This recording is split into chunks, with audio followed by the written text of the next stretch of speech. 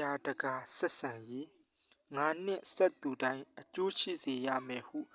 စိတ်တွင်းကြံစမူချထားသောဆရာတော်သည်မိမိနှင့်ဆက်သမျှတကာတကမတို့အကျိုးရှိစေရန်မိမိကိုယ်ကိုပထမသိက္ခာ၃ပါးမကင်းကွာအောင်စောင့်ရှောက်သည်စစ်ဆေးကြည်တိုင်းသီလသိက္ခာဖြည့်ကျင့်နေသည်ကို၎င်းသို့မဟုတ်တမာတိသိက္ခာပညာသိက္ခာဖြည့်ကျင့်နေသည်ကို၎င်းတွေ့ဖို့ကြိုးစားသည်မေတ္တာဘာဝနာအများဆုံးပွားများသည်ဤသို့မိမိကိုယ်ကိုအတုမဲ့ပုံညခေဖြစ်စေခြင်းဖြင့်ဆက်ဆိုင်သူတိုင်းကိုအကျိုးရှိစေသည်ဆရာတော်သည်တကားတကမများနှင့်ဆက်ဆံရာ၌ကျောင်းသားငယ်များလိုလက်ပွန်းတတိမနေရောနှောခွင့်မပေးကိုယ်အလုပ်ကိုလုပ်သည်တကားများလှူရေးတန်းရေးနှင့်လာလင်တရားစကားဖြင့်လက်ခံသည်မိုးအကြောင်းလေအကြောင်းဖြင့်အလာပါမပြုအချိန်ကုန်မခံတကမများဖြစ်လျင်ကလိုက်ကာအတွင်းကပင်မထွက်ကင်းကင်းရှင်းရှင်းဆက်ဆံသည်တရားဖြင့်တုံ့ပြန်သည်ပြင်ချရိုးကျောင်း၌သတင်းသုံးနေစဉ်ကလည်းဤကဲ့သို့ပင်ဆက်ဆံသည်ထို့ကြောင့်ကျောင်းတစ်ခေါက်ဆိုတစ်ခေါက်မှန်းတိအကျိုးရှိကြသည်တခါတရံအချို့ကဖျားပန်းတောင်းတတ်ကြသည်ထိုအခါပန်းပင်ကိုကြည်တောင်းသွားကြဟုအပြစ်ကင်းအောင်မိန့်တော်မူသည်ထိုစကားသည်ဝိနည်းပြစ်မှသာမက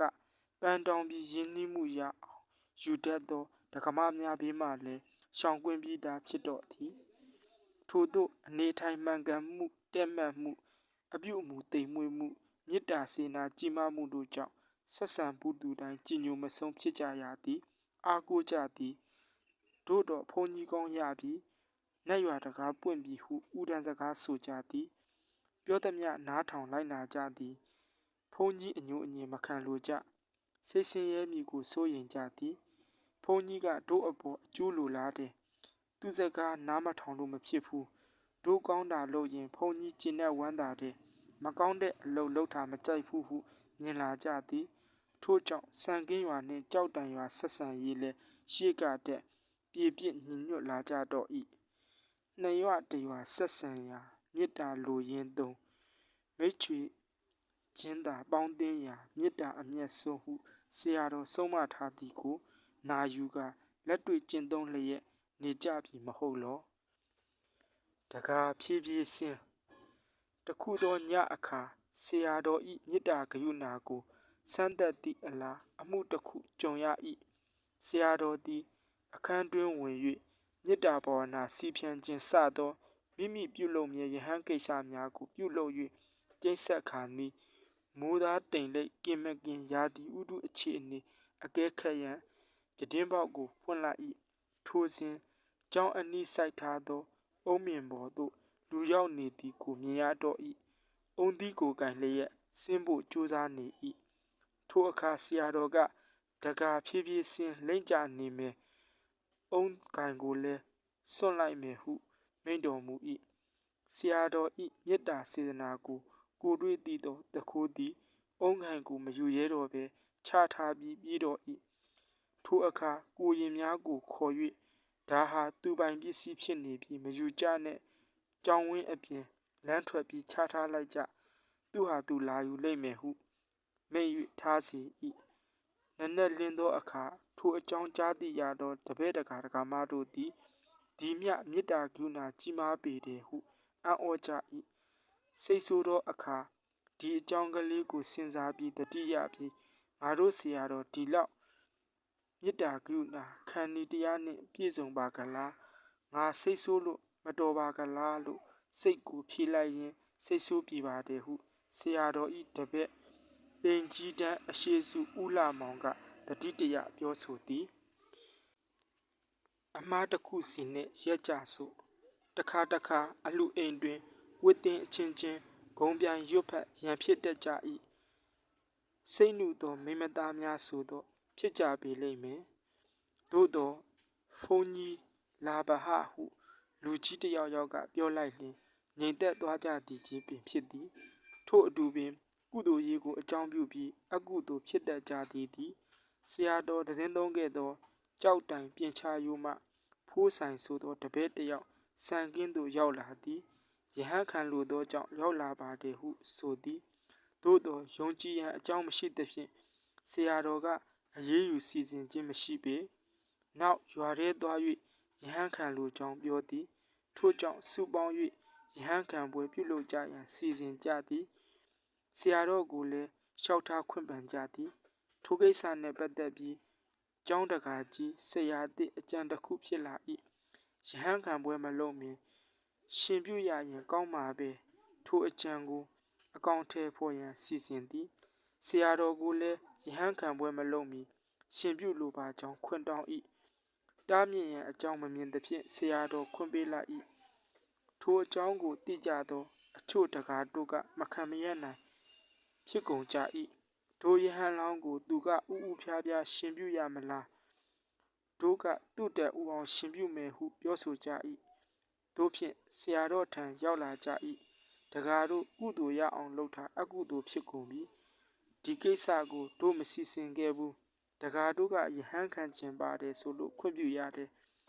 နောက်ဆရာသစ်ကရှင်ပြုခွင့်တောင်းပြန်တယ်ကြည်ကြည်အေးအေးနဲ့ကုသိုလ်ဖြစ်မယ်ထင်လို့ခွင့်ပေးလိုက်တယ်ခုမတင်ဖြစ်လာကြတယ်ဟုဆရာတော်ကမိန့်သည်တကားများမလှုပ်ကြငြိမ်နေကြသည်မငြိမ်၍မဖြစ်မိမိတို့မှားနေကြပြီဘုန်းကြီးစိတ်ဆင်းအောင်လုံးမိကြပြီဟုနောင်တစိတ်ဝင်နေကြ၏ဆရာတော်ကစက်မိန်သည်ဆရာသစ်ကအများနဲ့မတိုင်ပင်ပဲရှင်ပြုဖို့စီစဉ်တာဆရာသစ်အမှား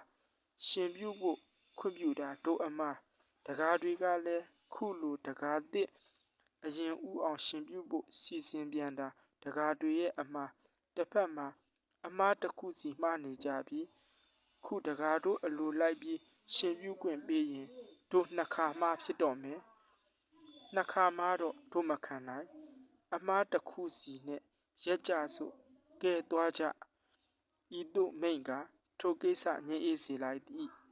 ဆရာတော်သည်ဆုံးမသောအခါတစ်ဖက်သားဆွဲမက်လောက်အောင်ကြပြားကလေးများဖြင့်လည်းဆုံးမတတ်သည်တစ်နှစ်တစ်ကြိမ်မြကြိုက်ပြန်ဇီရီတော်ကြီးပွဲကျင်းပသောအခါဇက်ပွဲပါသဖြင့်ဖျားဝင်းအတွင်အမိုက်များသာမကကျင်ကြီးကျင်ငယ်များဖြင့်ရှုပ်ထွေးနန်းစော်နေ၏ထိုအကြောင်းဆရာတော်သိသောအခါတစ်နှစ်တစ်ခါငရဲရှာလူရွာဖျားပွဲစသည်ဖြင့်ကြပြားကလေးများရေးသား၍ကျောင်းသားကလေးတို့ကိုရွတ်ဆိုစေက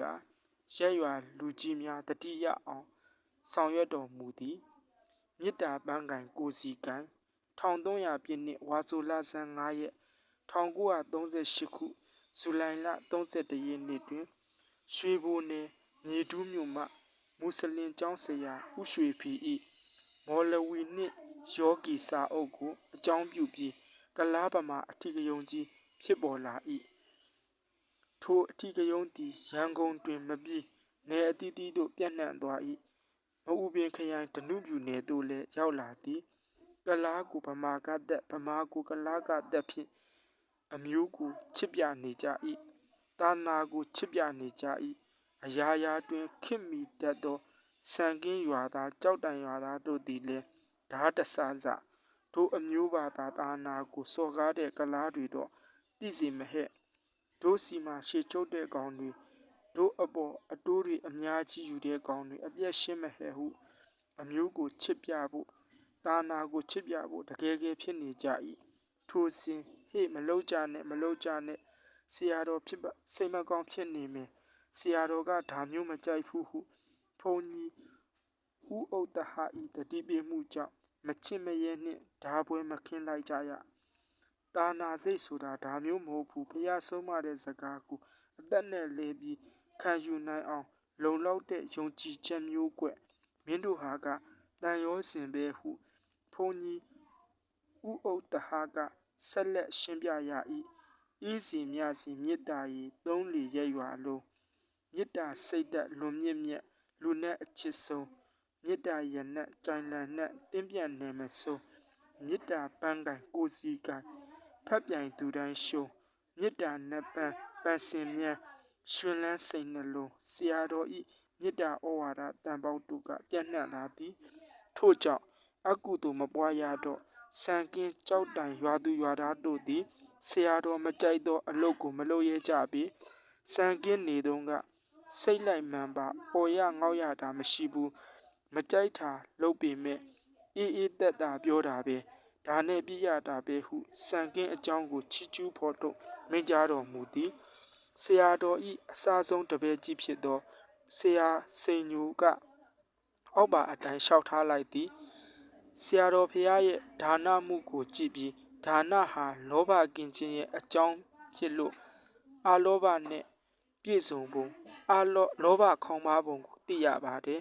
ရလာတဲ့ပစ္စည်းကိုအမြဲတမ်းခွဲချမ်းဝေငှပေးလိရှိပါတယ်တက်ကြီးရွယ်အိုရှင်လူယဟန်တို့အားအမြဲမပြတ်လှူလိရှိပါတယ်သီလစင်ကြယ်ပုံကလည်းအံ့စရာပါဖေဟာတနေ့သောအခါဆရာတော်ဖေဟာတော်မကြမ်းမမာဖြစ်တယ်မောနေပါတယ်ပြန်တော်မူမလားလို့ပင်စိုးရင်ရပါတယ်ဒီတော့အုတ်ရှိဖြော်ရည်ကလေးညနေကပ်မှတင့်မဲလို့ဆရာများနဲ့တိုင်ပင်ပြီးအုတ်ရှိဖြော်ရည်ကပ်ပါတယ်ဒါပေမဲ့မတော့ပါနောက်ဖြော်ရည်ကိုကြည့်လိုက်တဲ့အခါအနှစ်ပါနေတာတွေ့ရပါတယ်